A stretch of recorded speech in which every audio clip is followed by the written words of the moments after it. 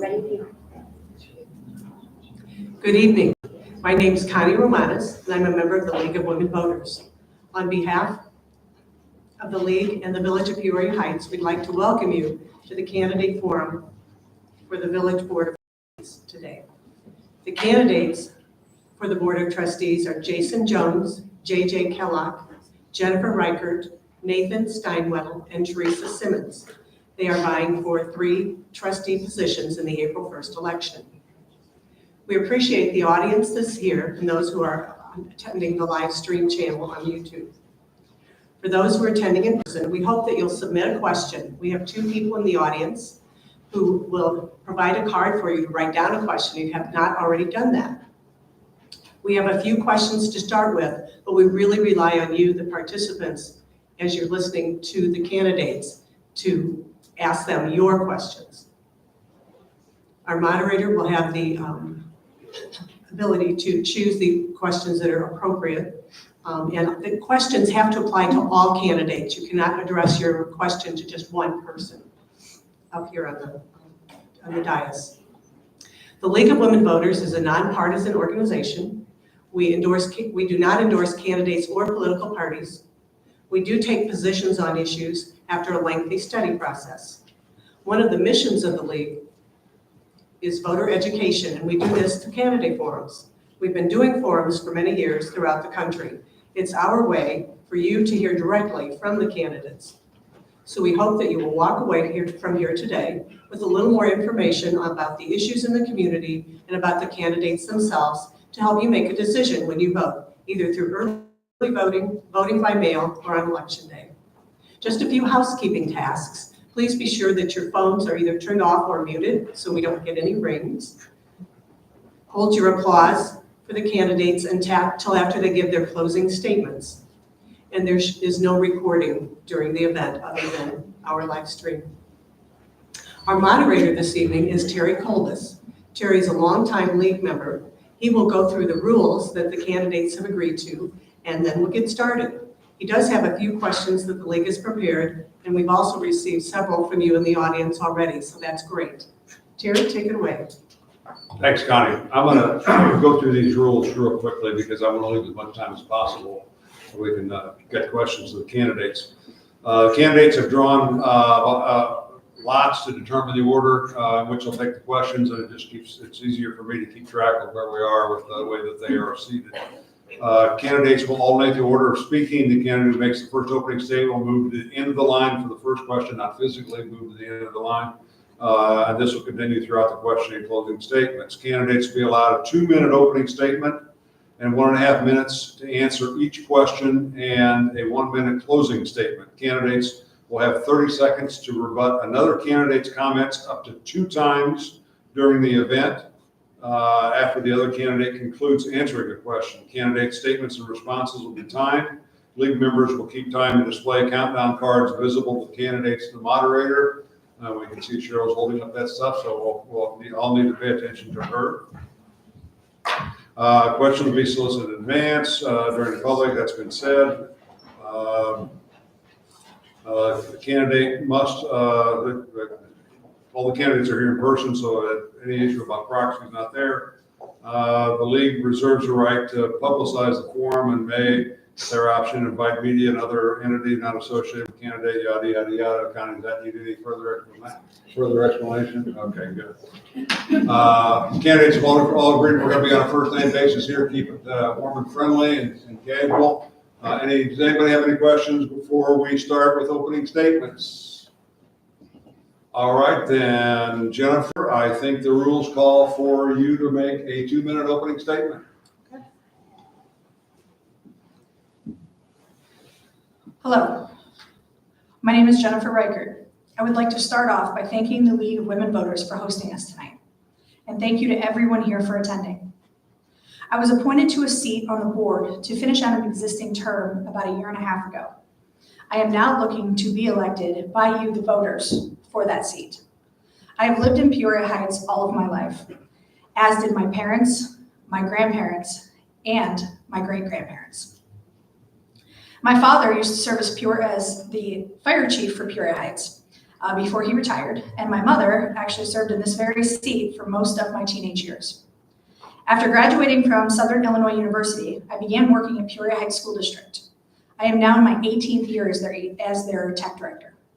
My wife, April, is a math teacher at the high school, and we have 2 children that both attend Peoria Heights Grade School.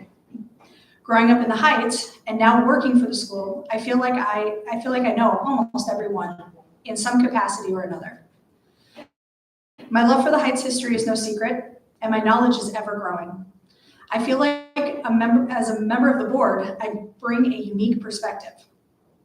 Working at the school, I have a connection from that, but I often frequent the businesses and know a lot of the owners. I like knowing people. There is a divide in the Heights between homeowners and renters, businesses, and even certain sections of the Heights. But I am a problem solver by nature. So if I can't solve it for you, I bet that I know someone who can.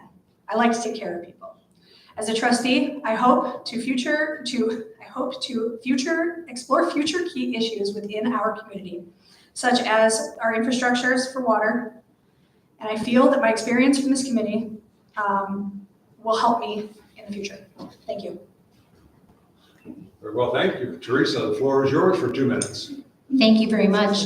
Good evening and thank you for being here. I appreciate the League of Women Voters Greater Peoria for coordinating this event. I'm Teresa Symmonds. I've lived in Peoria Heights with my husband for 32 years. We own our own home, raised 5 boys that attended District 325 school. When I moved to the Heights, I didn't know anybody. The school faculty and especially the parents were so welcoming. I knew I wanted to stay. During this time, I volunteered as a Home and School Association president. I assisted pom-pom coach, choreographed the school play. I had the opportunity to work and meet with some of the finest people. I attended my son's basketball, football, baseball, soccer, track, and wrestling events. I was also on, as a volunteer, the Peoria County Deputy Sheriff's Mobile Auxiliary Unit as a lieutenant, and I understand the responsibility of our first responders and what they deal with every day. I will always stand behind them and in front of them as a citizen to keep our community safe. I work for NHS Property Management. I'm a residential leasing agent, property manager, agent for the owners. And I understand the responsibility with this job. I do everything from basically A through Z. My husband is one of my bosses until 5 o'clock. I have a lot of knowledge of the industry. He manages condominiums and commercial buildings also. And I deal with contractors, bidding jobs, risk management, so I understand the responsibility of taking a position on the board. I have a strong work ethic, time management, problem-solving skills. I'm dependable, honest, and I was raised with morals, values, and taught to use common sense. Teresa, thank you. That's your 2 minutes, and we're going to. I hope you vote for me. By the rules. Nathan, it's your time for an opening statement. Good evening, and thank you to the League of Women Voters for hosting this. My name is Nathan Steinwedel. I reside on Montclair, 5137 Montclair. Moved here in 2007 to start at the police department. I worked at the police department for almost a decade. In 2016, I started my current career in commercial real estate. Over at Keller Williams, I became the director of commercial real estate there until moving over to Remax Commercial 2 years ago. My experience there is in development, sales, leasing, places like the Warehouse District, other businesses throughout the Heights. I've done quite a few deals up here. I've actually brought some of these businesses that you see on the strip into the Heights here. I've also, I look at the Heights and what I see is I'd like to see a change in mindset. Instead of aggressively waiting for the phone to ring, I would like to see the Heights go out and actually try to bring in business and use what we have for land in the highest and best use to further grow the Heights. I believe if we stand still, we're going to be moving backwards. With my experience, the contacts that I have and everything like that, and the community that I grew to love at the police department with some of the fine officers that I see here in the crowd, I think that we can grow this to be a great community to leave here for our children. Thank you. Jason, it's your turn. Good evening. My name is Jason Jones. I've been a Peoria Heights resident for the past 12 years. My wife and I are a blended family with 7 children. 4 have graduated from the Heights high school. 3 are still attending the high school. I currently work for GFL as I have for the past 15 years. The reason why I'm running for village trustee is because I truly love this village. I'd be honored if voted to have my voice in the future growth of the Heights. I like to see more community-involved volunteer events, more family-oriented events, and more done for neighborhood surveillance, as I live in the same town as everyone else voting does, and we all want a Peoria Heights that is fun, safe, and secure. I'm willing to listen to any ideas our village has to make it a cleaner, safer, more prosperous Peoria Heights. Thank you. JT? Thank you. Thanks for having us. And it's standing room only. This is a lot more people than I thought that would be here. So thank you for coming. And I'd like to acknowledge my fellow candidates. I think it's great for this community that there's more people running than there are spots. I think that'll just help the community to have more people involved. My name is JT Kellock. I've been proudly living in the Heights for 15 years. I think we have a unique and vibrant community that I really love. In fact, I love it so much that I work in Galesburg, but chose to live here and raise my family here. Over the last 15 years, most of my community involvement has been with my 4 kids and their activities and their school. And then as they got older, I got more involved in my church. And now that I've got a lot more time and a lot less commitments, I would like to engage the community as a village trustee. I'm a business owner overseeing a company that operates all over the United States and in Mexico. I have an MBA in finance. I think my operational and my financial expertise is going to fill a gap that we have on the village council or the village trustees. And I'm hopeful that I can use these skills to further things in the Heights. My platform is on 3 things: fiscal responsibility. These are tax dollars. That's your money. We need to spend it wisely and remember that it is your money. Number 2, strengthening public safety. A vibrant community can't thrive if it's unsafe. And lastly, infrastructure and sustainable growth so that it continues to be a great place to live, work, shop, raise your family for years to come. I'm excited to be in this process, and I hope to earn your vote. Thank you, sir. Teresa, you get the first question. And I just want to remind everybody that you have a minute and a half to answer the question. And you get, whenever you choose, you have the opportunity twice during this discussion to rebut the statement of another candidate. I'll try and keep track of that so that nobody abuses that privilege. Thank you. Teresa, the first question. What are 2 key issues that you're concerned about, and how will you work with the Board of Trustees to address these matters? 2 very important subjects to me are our fire department and our water infrastructure. I would like to work with the board to implement a program or a process to hire full-time firemen. The community citizen safety is at my most important. The water infrastructure is also something that we need to work on. Our infrastructure is the foundation of a community.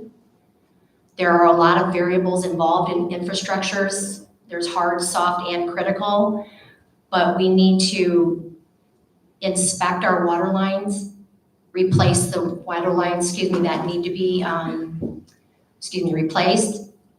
We want to check for lead. I don't know where we are with that process, but I do want to evaluate it. I know that we are in the pipe breaking season. A lot of water mains like to break between October through winter. And we need to continue to investigate where those mains that need to be replaced to give our citizens better water. Thank you. Nathan, would you like me to repeat the question? No, I agree with Teresa on fire and water being the 2 main things. The water department, we currently have a grant that's coming through for about a little more than half of the water purification system. I would like to explore some options as far as hiring additional personnel for the water department to start replacing the lines that we have that are over 100 years old at this point. Once the water treatment is in place, we will have to have increased personnel anyway, so I believe that it's in our best interest to go ahead and do that. As far as the fire department goes, I want to look at where our funds are going. I want to make sure that we have adequate resources going where they need to be. I was doing some investigating on this, and I found that with our last pump test on the trucks, none of the pumps, or maybe all except for one, failed to test just prior to the double fatality that we have. I think we really need to take an assessment of what we have, look at the age of the vehicles, look at the age of the equipment, and then what I want to do is I want to see the funds go to where they're best going to protect and serve our community. I believe that we do have some very talented, dedicated fire personnel in this town, and I want to work with them and grow this. Thank you. Jason, the question was about 2 key issues that you're concerned about, and how would you work with the board to address them? Obviously, the fire department's always going to be on the top of the list. And I feel like until it's like fixed for sure, the water is always going to be on the top of the list.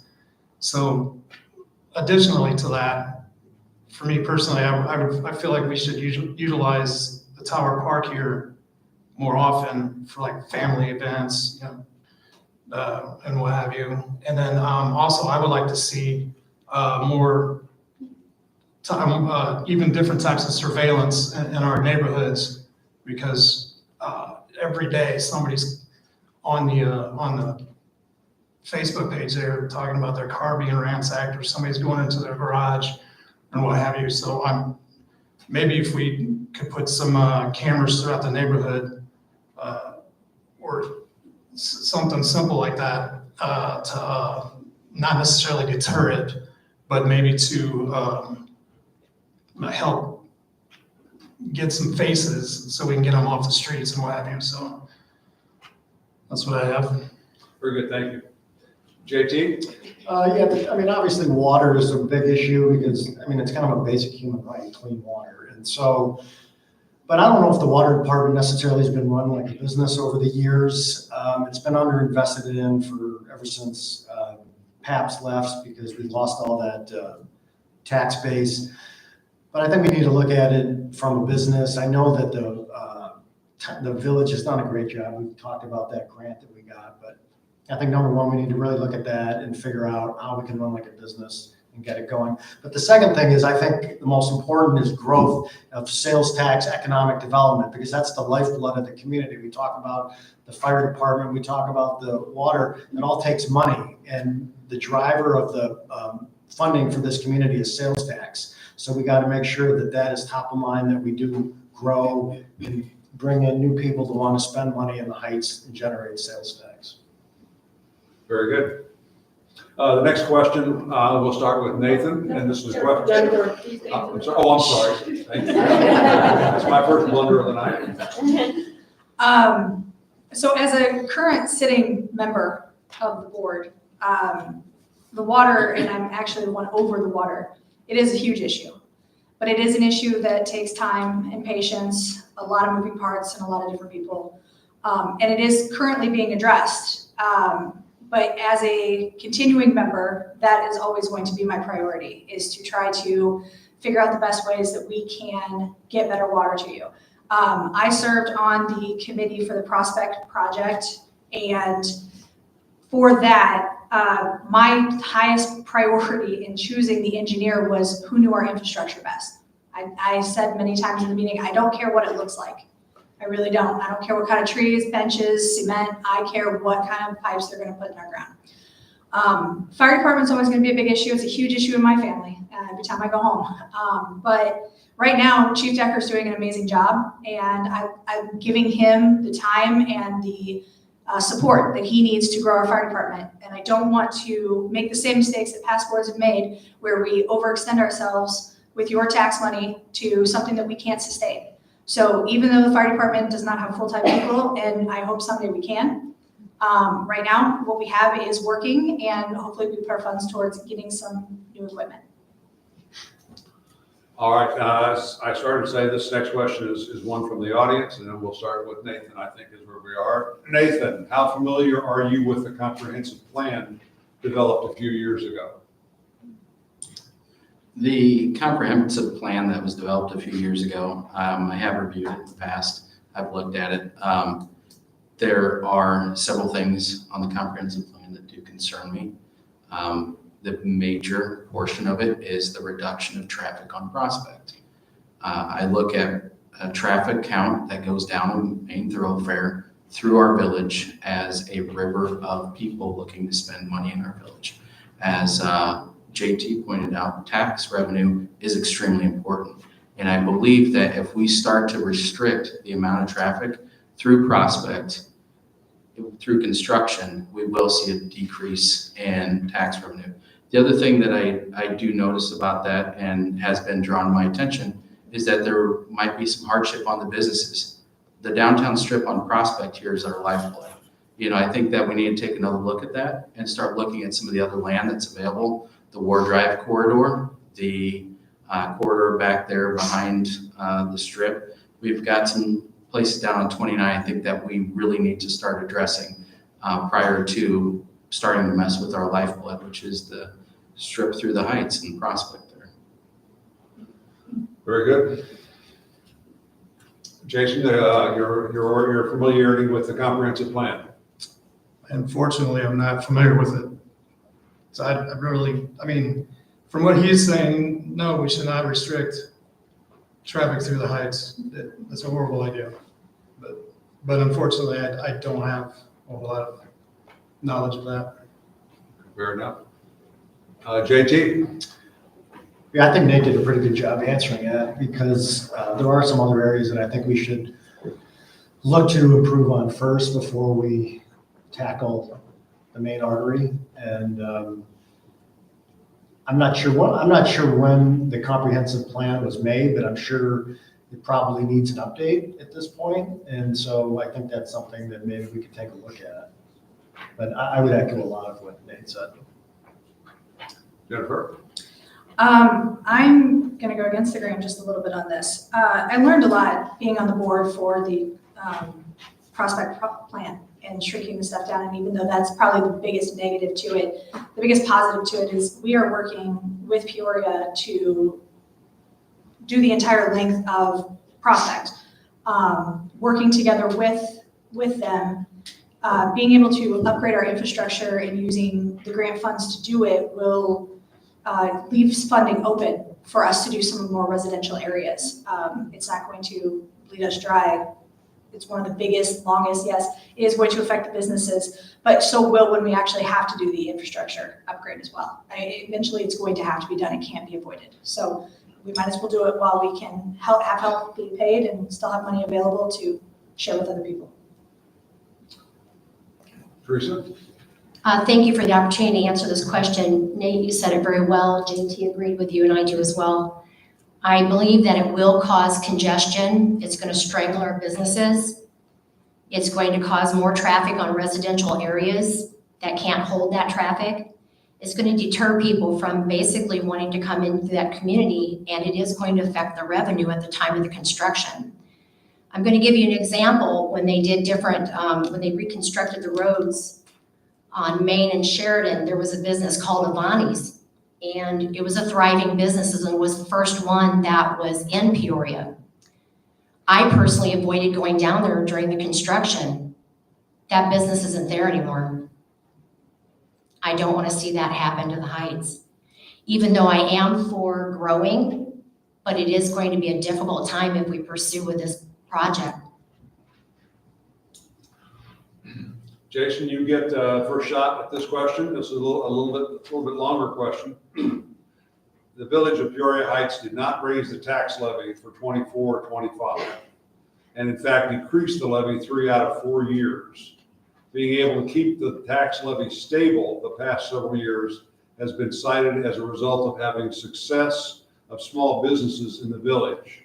What innovative steps can the village pursue to attract the growth of new businesses in the community?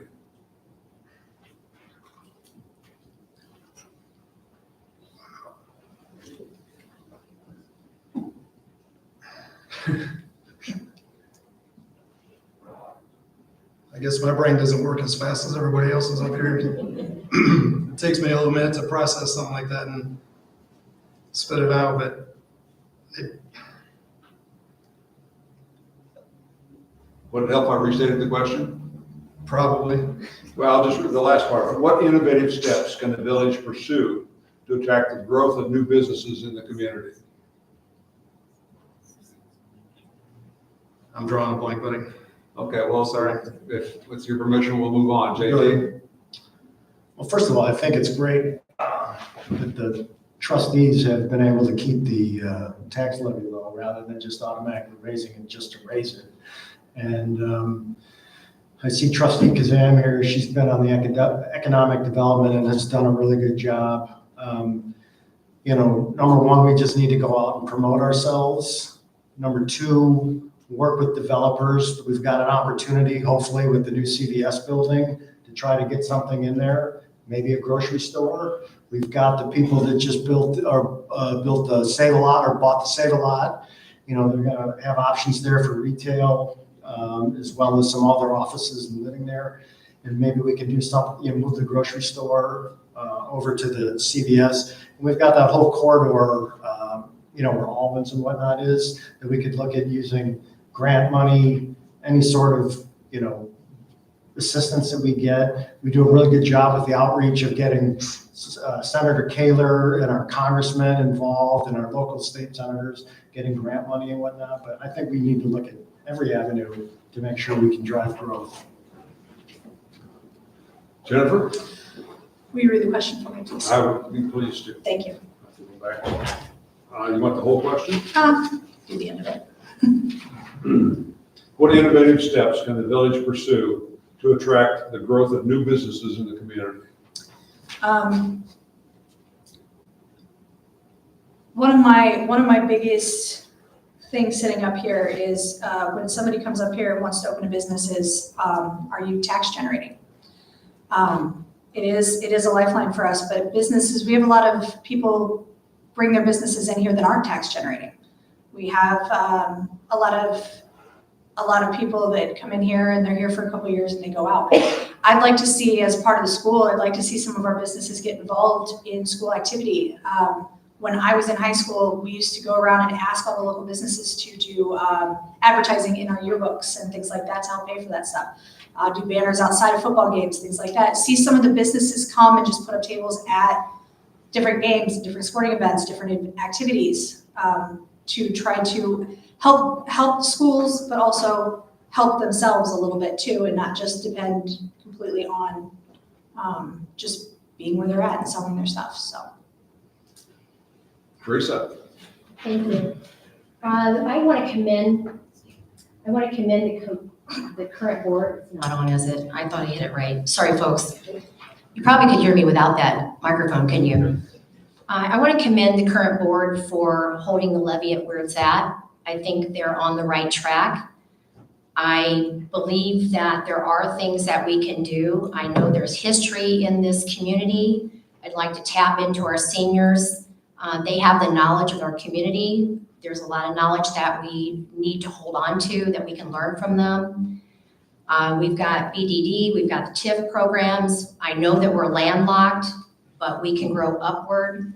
I'd like to see some development down over the hill, down below the hill. We need to take pride in our community. If it's desirable and we have pride in that community, we are going to tell everybody, we're going to advertise to everybody. It's word to mouth. We want to let everybody know that this community is definitely where you want to be. I'd like to encourage more businesses that are affordable to families with children. There are some low-income families in our community that would like to frequent some of those businesses, but some of them are a little bit more higher than what they can afford. And I do know that I enjoy living here. I want to give back to my community, and I want to be part of a team that's willing to find out programs, grants that can build our infrastructures and give it more desirable to those who are coming here. Thank you. Activities as well. Thank you. Nathan, to wrap this up, would you like me to restate the question? Yes, please. What innovative steps can the village pursue to attract the growth of new businesses in the community? So shout out to Beth Kazam. You know your budget. You know what's going on here. You've maintained it. You've done a great job. That is the first step, keeping taxes low in this community. We have to keep it safe. Shout out to the police department. They've done a great job. They are dedicated. Our fire department is the same. We also have to be responsive. I had a client coming in from Springfield, made a call to Village Hall, received a call back. I believe it was from Administrator Sutton on a Saturday. They are extremely responsive. We need to change our mindset, and we need to stop aggressively waiting for our phone to ring. Business is competitive. We need to go out there. We need to provide deliverables to developers and other businesses that want to come in, that want to build here, want to grow here. We need to attract them through saying, hey, we have this available for your employees. We also want to work with them, and being responsive is the main key to that. But we need to go out there. We need to advertise ourselves, and we need to seek the businesses that we want and become the kind of community that attracts the businesses that we want, as opposed to just going out there and waiting for our phone to ring. Okay, I think that wraps up that round. So JT, the next question, we'll start with you. And it is this: what are the biggest issues for the police department in the community? Is Peoria Heights a safe place to live and work? Fortunately, I do believe it's a safe place to live and work. I think their biggest challenge is keeping parts of Peoria that we don't want in the Heights in Peoria. And I think they've done a good job of that. I think if you look at our size of our police force, it's actually fairly big for a community of our size, but they have a lot to do. And I don't think we've had we don't have much crime in here. Most people feel very safe walking around. So I think very much so that they've done a good job. But their biggest challenge is on the south end of the town. Jennifer? I think our police department does a wonderful job of keeping us safe. I have lived here my entire life, and I don't necessarily always guff when we leave the cars unlocked. Every once in a while, we can have some bad areas and people coming in, and our police force is right on it, tracking them down, getting them out, taking them where they need to go. They have excellent leadership. Longevity. They have longevity leadership. The chief and the assistant chief have been here a very long time. They know a lot of community members, and they put a lot of effort in, and they put a lot into the community. Over the course of the last 10 or so years, and even longer, we've had a growth of business and a struggle with parking. And I believe our police do a wonderful job of trying to help with that and trying to manage where people are parking and keeping everything as legal as they can. The noise ordinances and stuff like that, they try to enforce and try to find a common ground with everybody. And I just think they do a wonderful job. Thanks. Teresa? Thank you. I have to agree with Jennifer. I think our police department does a fine job. I also want to recognize our neighborhood watch group. They need to be commended for their efforts informing people how to be vigilant in our surroundings. We do live in a different time. As we all know, you can always contact the police department non-emergency number if you suspect something that's going to happen. And then, of course, we all know call 911 if you have an emergency. I wish our police department had a crystal ball in every squad car, but that's not possible. They aren't going to be able to determine if something is going to happen. A lot of times the police department is reaction, but they are there for us. I want to mention that when closing our streets for special events, I would like to beef up the security with placing heavier equipment, steel barriers, big trucks, help prevent having an incident like what happened in New Orleans. Nathan? I believe our police department does an excellent job. As you know, I was part of it for almost a decade, and I've seen under the hood of what the challenges that they face and the terrible things that they go through. Our police department is dedicated, and I will absolutely say they are the most relationship-based department that I've ever seen. They grow to be part of the community.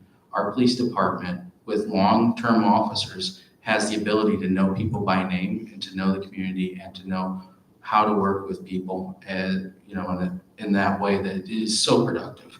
The challenge I think our police department faces right now is in the tools that we need to give them the training. So I would like to see a crime scene technician brought back to the police department. I had my house broken into a few years ago while I was home. It took, I think, 3 or 4 days for the state police to come out and fingerprint the door. That is no fault of our police department, other than I would like to see our police department grow that end of it and start to have crime scene in-house. I would also like to see us bring back our canine program. The canine program is justified. If we find one missing person that has dementia, or if we find one lost child, that justifies every red cent that we spend on that dog. But other than that, police department is absolutely community-based, relationship-based, and I love to see the job that they do. Okay. Jason, the police department? I have absolutely nothing negative to say about our police department. You call them, they're there. The only problem with that is they can't be everywhere at once. So that's where I was stating earlier that maybe to help them out, maybe surveillance cameras on some street corners, or maybe even try some of the neighborhoods, like light it up a little bit more. So maybe we don't have so many late night streetwalkers that aren't from around here. So that's what I would try to propose. Very well. And Jennifer, I think we're back to starting with you this time. And I'll combine a couple of questions I have here and give you an opportunity to talk a little bit about yourself and your experience rather than issues. How have you been involved in the community, such as event planning, serving on the board or committee? And what strengths and experiences would you bring to the role of trustee if elected? I'm kind of everywhere in the community a little bit. As part of the school, I coach girls basketball. I work at a lot of the games. When they have alumni association, I'm up at their events. They have stuff up here. I'm always, my wife and I bring our kids to just about almost everything up at the Tower Park during the summer.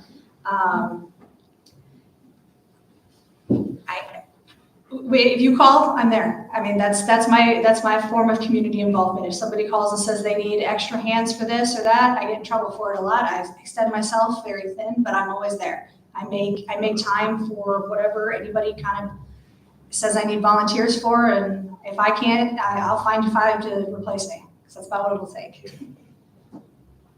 Teresa? Please read the question again, please. Sure. Have you been involved in the community, such as event planning or serving on a board or committee? Or what strengths and experiences would you bring to the role of trustee if you're elected? Well, when my children were younger, Here we go. Sorry, folks. I'm good at this, aren't I? When my children were younger, my 5 boys, I was very active volunteering in our community because I wanted to spend time with the kids. I built relationships with parents. During that generation of my children, I was called one of the Heights moms, and we looked out for everybody's kids. If I saw one of the kids getting in trouble, I'd say, get in the car, let's go. Now that my children are older, I'm an empty nester, and I have not held a position on the board yet, but I am a taxpayer. I spend money in our local businesses. I support our local businesses, and I want to continue to do so. Nathan, it's your turn. Working at the police department in the past, I had the opportunity of knowing a lot of people in this community and growing very personal relationships with them, in the fact that you're working with them in some of their toughest times in their life, and you get to also see some of the greatest times in their life. I've been there at the end of life. I've been there at the beginning of it, and it's being part of a community like that. That's something that you always carry with you. On the professional side now, though, being involved in development with the city of Peoria, with places across the river, with some major national development companies and major businesses and national, local, and everything of that nature. I believe that I can bring a lot of opportunity to the Heights. I believe I can give us choices to increase that tax base, to increase the community that we love, and eventually leave a pretty amazing community that's even better than it is today for our children. Jason? Can you repeat the question, please? Sure. As soon as I find it. How have you been involved with the community, such as event planning or serving on a board or a committee? And what strengths and experiences would you bring to your role as a trustee if you're elected? My wife works she's a secretary at the Peoria Heights Grade School, and we're part of the PTO. So I've had my hands in like the trunk or treat the last few years, and the Easter egg hunts that they have in the last few years. We frequent businesses and what have you in the Heights first for just about everything. So as far as anything else is concerned, I wouldn't mind starting like cleanup, community cleanup teams and things like that. So. Very good. JT, you're up. Yeah, I think what I said in my opening statement about being a business owner is where I really can help, because being on the trustee is being a leader and trying to get people to follow your vision, and more importantly, get them to do it because they think it's a good idea and want to do it. And, because so much of getting stuff done in the community is working with others and seeing maybe if you have differences, but trying to bridge that gap and get together. And so I think from my leadership standpoint in business, I think is really what I can bring to the trustees to just kind of help us work as a team and be leaders. All right, thank you. And I think you've all answered that question. So we're up to Teresa. And Teresa, I have a lot of questions here related to water issues. Great. And so I'm going to invite you to talk about any or all of three aspects of what's going on with water. The question starts with, how would you implement a plan for our infrastructure in the water department and follow through to see that it's being done? And at the interest of combining things, if you would, I'll also invite you to talk about issues with lead pipes and also ownership of the water system, advantages to public ownership versus private ownership. Well, I'm going to start with, as a property manager, I have a lot of experience with working with contractors, and I understand how the water system works. Older water lines need to be replaced. Again, I mentioned earlier that we need to continue to inspect our water lines and test for lead. The pigging process has helped in many cases. I know at my home, it has worked for me. My water is a little clearer. I want to get more informed and find out what material of pipe they are installing, evaluate the areas that need attention as soon as possible. I mentioned earlier that we're in the pipe break season. October through winter is normally when a lot of the pipes break, or when we have a fire call and there's a lot of pressure going through those mains. Pipe breaks in the wintertime because of the land movement and the temperature change. There are some options that I want to look at regarding the types of pipes that are options to install: PPCP, polyvinyl chloride, PVC. It lasts over 100 years. CPVC is also another pipe that can be used. There's PEX pipe that bends easily, but cast iron and galvanized steel is historically used mainly for water lines due to their strength and temperature resistance. In regards to public and private, I have to stop you there, Well, we'll see if we can Sorry. come back to another water. I have a lot to say about this Fair enough, subject. fair enough. Nathan, would you like me to repeat the question? Yes, please. Yeah. How would you implement a plan for our infrastructure? How would you implement a plan for our infrastructure in the water department and follow through to see that it's being done? And also anything you have to say about lead pipes or public versus private ownership? Sure. I believe the public ownership of our water company is off the table with the grant that our wonderful trustees have currently gotten in place. This is something that we can handle on our own. For the water treatment side of things, we will be able to eventually get that paid for. For the infrastructure improvement, that's something that we have to take on piecemeal. We have to start with the oldest and start replacing them and put that process in place. In the meantime, I do think that we need to look at some of the stopgaps here with looking at water filtration for residents. If we can give them some water filters in the house, because obviously we know brown water is not drinkable. I wouldn't give it to a person at the restaurant uptown, nor should you feed it to your children. And I think we also need to negotiate a village price of water delivery from a water delivery service such as St. Clair Springs. You know, if we have an entire village that goes in and says, listen, give us a price, we'll negotiate it down. That way it's a lot cheaper for a lot of our residents that are on fixed income and the people, the single mothers and things like that, that do have a budget that we, you know, every dime that we take out of their pocket matters to them. And I think that's going to be important, but we do need to look at this plan, look at it piecemeal, divide up the filtration and the infrastructure, start working on those, and look at some of these stopgaps, such as filtration and water delivery services in the meantime, to make sure that our residents are safe. Jason, the question about water. Yeah, we start with the worst areas first, and then go as fast as you can with what we have for the budget to improve it as fast as we can, because I've seen some of the pictures and it's horrible. Nobody should have to deal with that. But unfortunately, money is a concern. So maybe I'm sure it's probably been sought out by the trustee panel already, but seek out like lesser expensive options to at least improve it until we can get it to until we can like take a big stab at it. Yeah. Thank you, JT. Yeah, this is, I mean, we all know it's a huge issue. We're talking millions and millions and millions and millions and millions of dollars. And I know the village has done a good job up to this point over the last few years of dealing with it. But we're trying to make up for 40 years of underinvestment.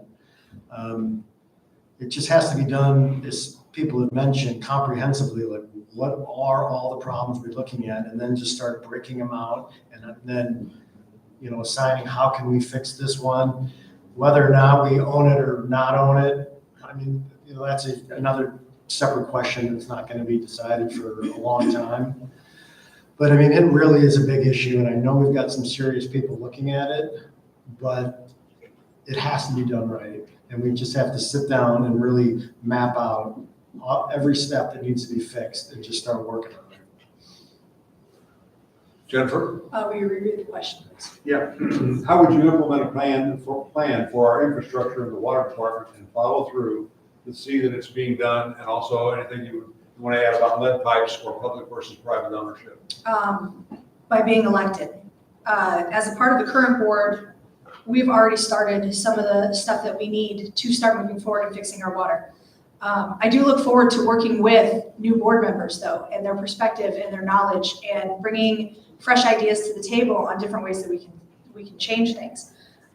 We've already gone to the lengths of ice pigging to try to buy us some time until we can get the grants to come through. Something that I've learned as being part of this board is that everything takes time. That's the one thing coming into this that I've never considered, is how long everything takes. Grants take time, engineering takes time, and as a member of this community, I am experiencing all of the same issues you are, and trust me, I share your frustrations. I look at the water problem, and it took a long time to get this bad, and it's going to take a long time to get better. But we are working on it. We are trying to find every angle that we can to save us money for you, not money on the product. We want to make sure that what we put in sticks and that we don't have to replace it again in the next 10, 20 years. We need it to last. So we need patience, but I'd like to be back on this board to continue to push forward with trying to find all the options available. All right, the next question, I think we start with Nathan. And I have a couple of questions about the fire department.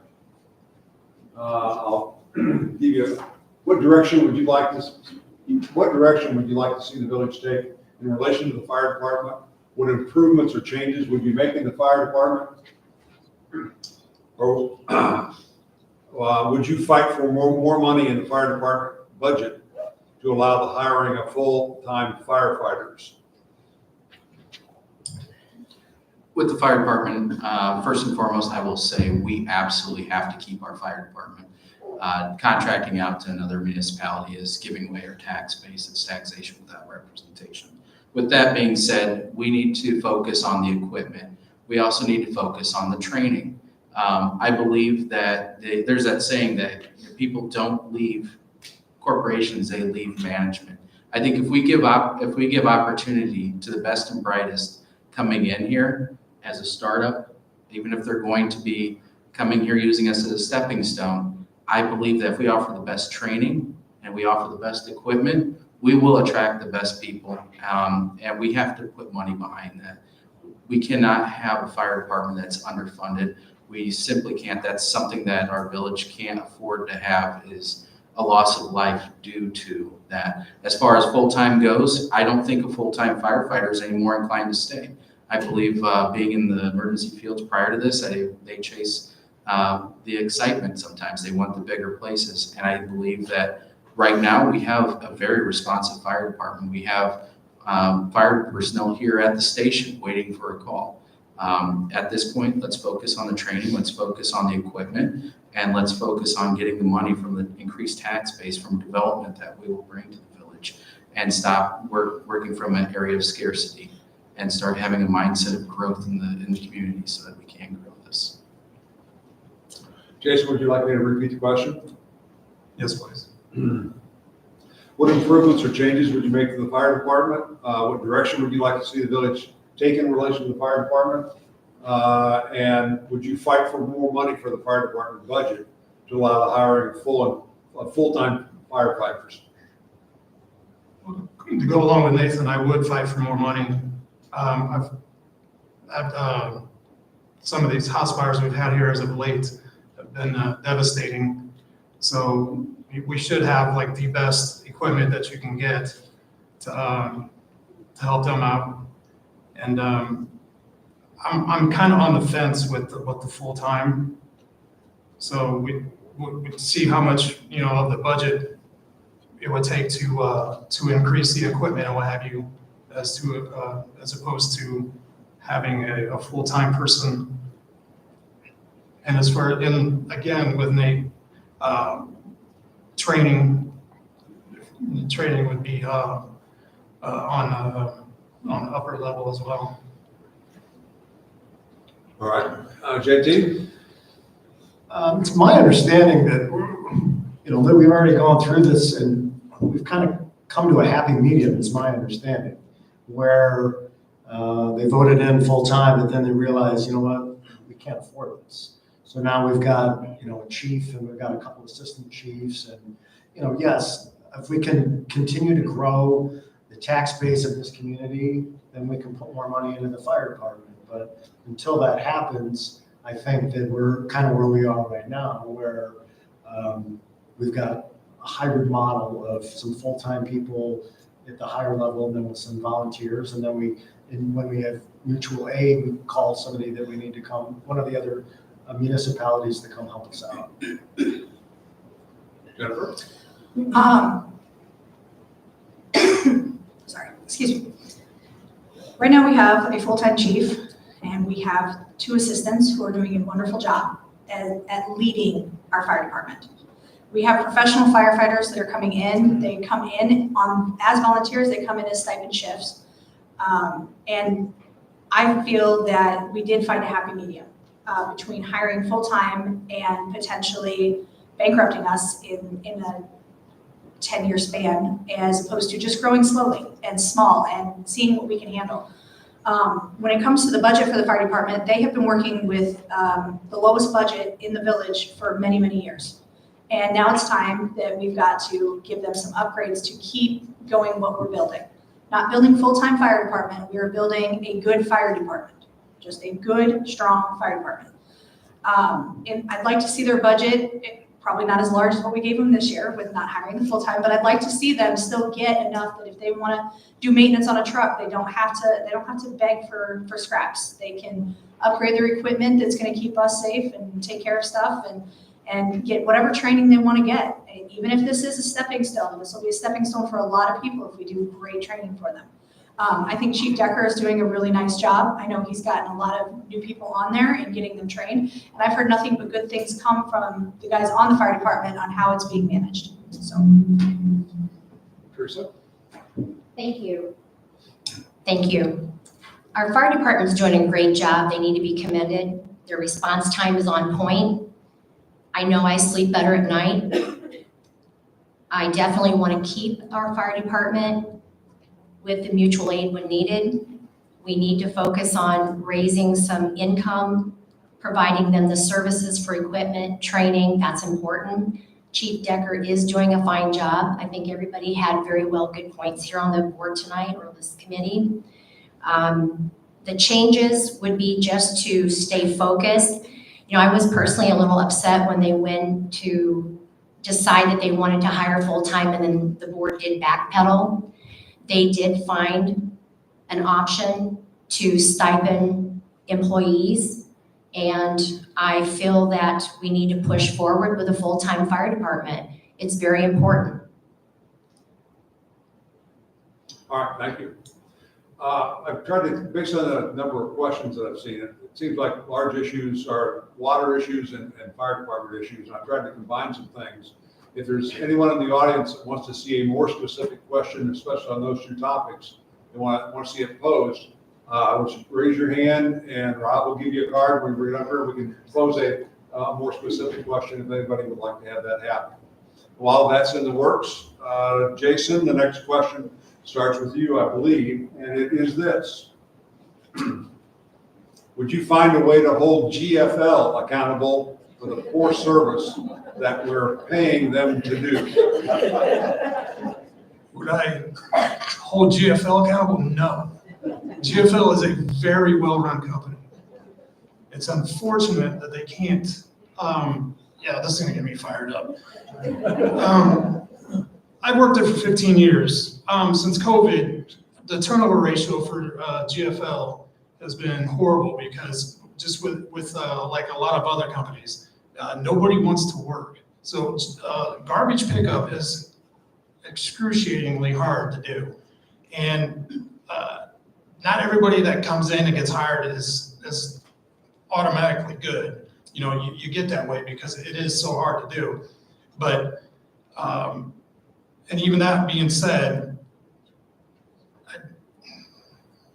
I don't want to put the people that do it on blast, but it's not GFL. It's the employees. Not everybody's good at their job. I'll go to my grave saying that statement. GFL is a good company. It's well run. It cares about people. It's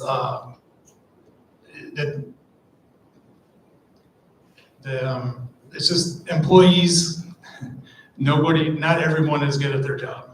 I guess I'll leave it at that. JT? Yeah, I'm a little surprised at how the transition has gone and how many hiccups there have been, because I would think that a lot of the same employees were purchased. But that being said, I'd have to look at the contract that the village has with GFL and figure out if there are any recourses for if you skip or you miss, and you know, either there's a refund or there's some sort of fines or penalties. And then eventually when the contract's up, then, you know, call Waste Management, you know, who's generally in the area too, and maybe some other company, and try to do a competitive bid situation. But I'd have to read the contract, but there has to be something put in the language that says, hey, if you don't show up, you know, we get credit for it. So there has to be some penalty for them for not doing the job. Jennifer? Oh, boy. All right, as a person at the school and a person that serves on the board, I've gotten many calls even, or people calling me to tell me that the garbage hasn't been picked up at the school, or the recycle hasn't been picked up at the school. it's frustrating, especially when we've wheeled everything out and at a school, we accumulate a lot of garbage. One of the things that I have been trying to wrap my head around is what changed. And I'm with Jason, it's not everybody's good at their job. You know, some people just kind of do it for a paycheck, and some people go beyond, above and beyond. One of the things that I have wanted to bring to the board's attention, which I probably will at the next meeting, is to try to figure out a way to have a sit down probably once a month with somebody from GFL to kind of just see how it's going. Basically, they bought out a contract and weren't ready to start. They hadn't grown, or they grew and weren't ready to accommodate. And also, we were spoiled before. The owner of the current garbage company was a resident of the Heights, and he was amazing, and his company was amazing, and his employees were, you know, amazing. And so, just like starting a new job and starting in a new place, there's going to be a lot of hiccups. I also am going to talk about trying to figure out how to get their phone number to talk to somebody, and not an email address put on our village website, so that people have the actual number to call and they don't have to dig for it. Yeah, that's all what I got. Teresa? Thank you. I'm familiar with GFL. I am going to share that GNO did set the standard. They raised the bar. They were second to none. That was a service that we were all accompanied to. And GFL goes to the beat of their own drum when it comes to picking up garbage. And I say that because of the employees like that Jason mentioned. They do run at the beat of their own drum. We were used to getting our garbage picked up at 7 a.m. and they may show up at 8:30. So it is difficult when managing employees in a business like this. It is a very hard job. It is a very tough job, and when you take on a new business like that, you're going to have to get accompanied to some of their behaviors, unfortunately. Again, we do need to look at the contract. GNO must have had something in their contract that said that we were obligated with GFL since they bought that company. And I want to mention that when this contract is up, the cost is going to go up with garbage disposal. Nathan? The best thing that we can do is open market drives best performance with any business. Our contract, I believe, is coming up within the next year or so with GFL. I believe we need to open it up for bid. I think we need to set performance standards. Good contracts make good neighbors. If they don't, if whoever wins that bid does not perform to the contract, there should be a remedy for the village to either leave the contract, open it up for bid again, or look at other alternatives to make this happen. With that being said, the county currently has a contract that they just negotiated with GFL for $40 a house. We're currently at $20 a house with the GNO contract. So that's something that we also have to look at. Saying employees aren't good enough, in my book, doesn't go, we can't say that with our police officers, our doctors, our waiters, anything else. We need to make sure that there are performance standards in place in black and white contracts that are adhered to by a corporation, regardless of what their employee problems are and everything like that. And if they don't adhere to that, we need to have other options on the table to protect the dollars that our citizens are paying for their garbage disposal. I just want to assure everybody, I don't know any of these folks, and so if there was some particular coincidence in how that question started, that was certainly a coincidence. I think we have time for one more question before we get to closing statements. And let's see, I think we are down to JT, right? JT, the village has implemented an active transportation plan to improve walkability in the community. The goals for this are access, connectivity, complete streets, slow streets, intersections, and places. How will this impact on the quality of life, access to businesses, parks, and other amenities for residents and visitors? For the most part, I love when towns try to increase walkability, try to increase people being on their bikes, exercising, what have you. That being said, if you look at the corner of University and Main, that was literally Main Street, and they made it so that nobody wants to go through there anymore, and it's bypassing going through neighborhoods. I think that's something that we have to be careful of doing, is going overboard to the point of restricting vehicular traffic so that they want to just go through neighborhoods and save time and whatnot. So I think if you're smart about it, it can be great, because there's nothing better than a community where you see people out walking their dogs, riding their bikes, walking their babies, and exercising, but you just have to be smart about it. Jennifer? Could you repeat the question? Sure. please? The village has implemented an active transportation plan to improve walkability in the community. The goals for this are access, connectivity, complete streets, slow streets, intersections, and places. How will this impact on the quality of life, access to businesses, parks, and other amenities for residents and visitors? I understand that everybody's not real happy about what's going to happen on Prospect. And there are a lot of communities around Illinois that I've driven through that I get frustrated when I get down to a one-lane road. But I understand, and I appreciate, and I do think that it is important to have the community have a safe place to walk and ride bikes and take their dogs and do all this. And if it ends up being just in our business district, and take it down to one lane in just the business district, and then take it down, have the nice pathway to walk to get to and from, but none of this is going to matter if we don't have anywhere to park. And I think parking is another issue that we always have because we are landlocked. So in order for it to kind of branch it out a little bit, I think we need to find more places or open up more parking, and which is what driving down the traffic to one lane is technically supposed to do, is open up some parking, but I think there's other places we can put it in. I know that we have a beautiful community, and I know people like to walk and ride bikes and participate in it. So there are certain aspects to the transportation plan that I am not in favor of. They want to, where they're wanting to take it, basically, but not an issue right now. I do think it is important for everybody to feel safe when they're walking on our streets. So, you know, I support the transportation plan. Teresa? Thank you.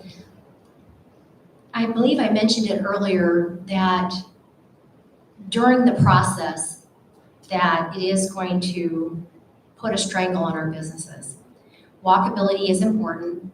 I believe in activities for families with children and everyone to enjoy our community. We have a wonderful community, but it is going to cause congestion.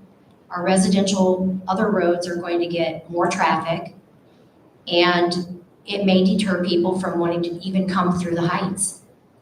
And I don't want it to cause hardship on our businesses, which generates revenue, which then encourages us to support our fire department, our infrastructure. I just don't want it to hurt us moving forward with being able to afford these other important infrastructures. Nathan? Walkability in the Heights is extremely important. I think that we do need to preserve the businesses that we have and the strip on Prospect. We need to do what we can to make sure that they are thriving and moving forward. With that being said, any development that we do move forward with, I believe needs to have very good walkability. One thing that we don't talk about much are disabled people, people in wheelchairs, people that have walking problems, the elderly, or even people with children, pushing strollers and things like that. I think we do need to address those issues with making sure that the Heights is accessible for everybody that wants to come here and spend their money here and be part of our community. But walkability should not be bought at the cost of hurting the businesses that we currently have that are paying our tax dollars. One thing I will say is that the police chief had an idea that was brilliant, but it was very common sense, and that was to put officers on a walking beat. Downtown Peoria, you saw a lot of police officers sitting in cars. The Heights has officers that walk the beat in the downtown strip. They know the people. They don't see them as a threat. If I've had a drink and I'm leaving, an officer on the sidewalk making sure that I'm safe is not seen as somebody that's going to be in something that's a threat to the community. But what I do see is a relationship-based police department, and safety is so important with walkability. Thank you, Dave. Jason, would you like me to repeat the question? One more time. Sure. The village has implemented an active transportation plan to improve walkability in the community. The goals for this are access, connectivity, complete streets, slow streets, intersections, and places. How will this impact on the quality of life, access to businesses, parks, and other amenities for residents and visitors? I think walkability is part of the draw to the Heights for people that don't live in the Heights. I live on Duryea and I can walk up to the Strip within a block, and then I'm at all the restaurants and shopping and what have you. Going forward, we should keep in mind when building and adding along the Strip, make sure that is also put into with the walkability and what have you, but also on the streets behind the Strip, we've got yield signs and stop signs. Maybe add some more stop signs, because we have a yield sign there, and every day there's several people just blasting right through it, and I've been hit almost twice here in the last month. So we do have to be careful of congestion on the main Strip, as JT had said, that, you know, because people are going to avoid that and go speeding through the back streets. So you just have to pay attention to every little bit of aspect of what's going on. All right, I think we are ready for closing statements, and unless my superiors in the league overrule me, since we started with Jennifer for opening statements, I thought maybe it would be fair to start with JT and come this way for closing statements. But to give you just a minute or a second or two to organize your thoughts, you have 1 minute for a closing statement. Let me just take the privilege of the chair to say, which I appreciate hearing from the candidates, the clarity of your answers, your sincerity. I just wish there were more politicians at the state and national level. I shouldn't call them elected officials at the state and national level that were as candid and straightforward as you have been. Thanks to the audience for your questions and your behavior during this. Let these guys have a chance to say what they need to say.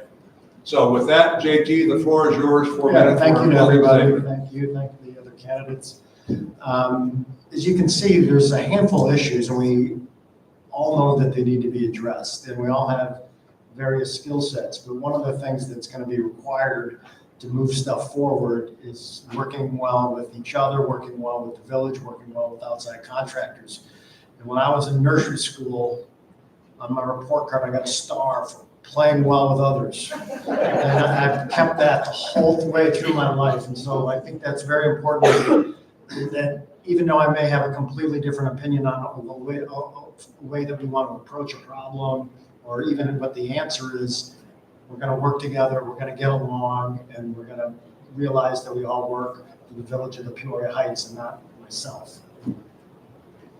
Jason, closing statement. So obviously I was a little outmanned up here. My brain decided to shut off. So I do have a brain, I do have opinions, I am hardworking, I am willing to do whatever it takes to get the job done up here with the rest of the group. However you vote is completely up to you. But again, I'm willing to do whatever it takes to get the job done. And since I've got another few seconds, a man walks into a bar with a large piece of asphalt. He walks up to the bartender and says, "Give me a beer and another one for the road." I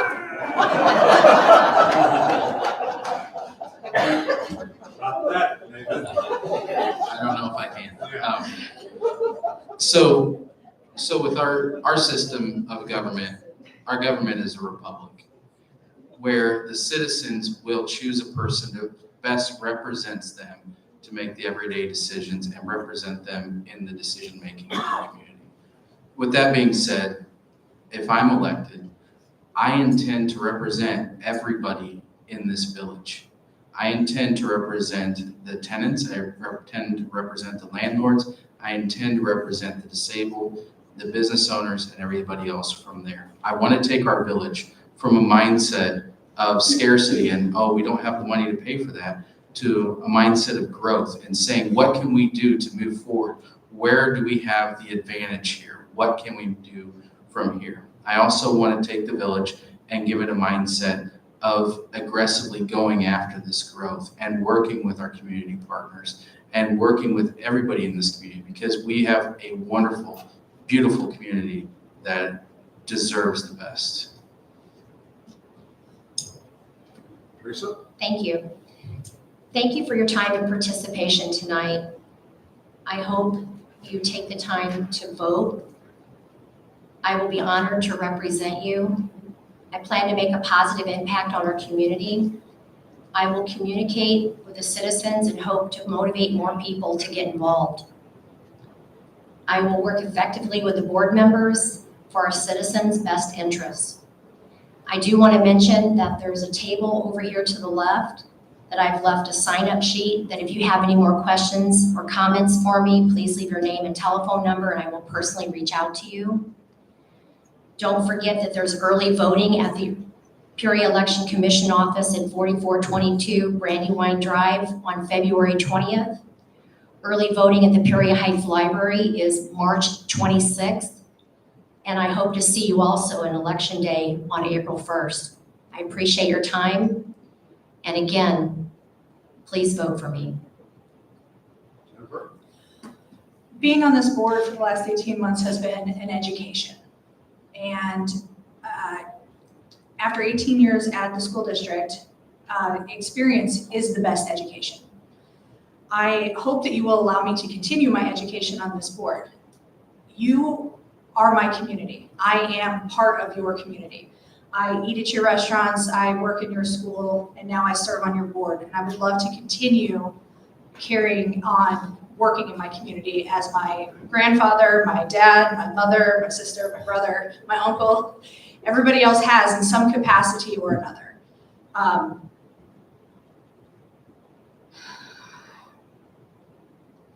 Peoria Heights is more than home for me. I mean, it has completely been my world my entire life, with everybody being involved in it. But as I look around this room, I can tell you there's probably 6 people in this room that I've never met. And on this board, I know everybody except JT. So hopefully I have your vote. Thank you, Jennifer. By way of closing, I have one little piece of business here. We need to acknowledge Matthew Wigington, who is running unopposed for the office of mayor of the village of Peoria Heights. We need to express our appreciation, at least I certainly need to express appreciation on behalf of the library and the league for what they've done and put this on. This event will be on our YouTube League of Women Voters Greater Peoria channel. If you want to share it with your friends, go ahead and do that. Don't forget to vote. And in closing, let's express with a round of applause appreciation to this team.